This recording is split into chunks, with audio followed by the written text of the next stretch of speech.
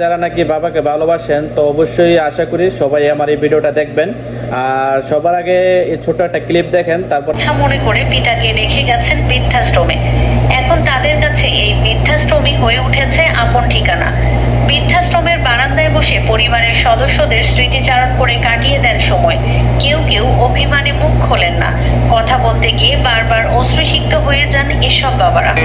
ভিডিওটা দেখার পর শুধু বারবার একটা কথাই মনে হচ্ছে, কি দিদের ভিতরে কোনো মায়া দয়া নাই? যে বাপ জন্ম দিচ্ছে, ছোট থেকে বড় করছে, হাজার কষ্টের কামাইয়ের টাকা নিজে না খায় সেটা তোরা খাওয়ায় বড় করছে, তোরা ওই বাপকে কিভাবে পারস বৃদ্ধাশ্রমে রাখে আসতে? একবার চিন্তা কর, যদি ওই বাপ না থাকতো তাহলে তোর লাইফটা কিভাবে বড় হইতো?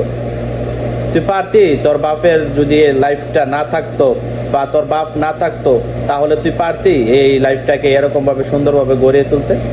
যার বাপ নাই সে এর কাছে জিজ্ঞাসা করিস, ভাই বাবা শব্দটা তার কাছে কতটুকু?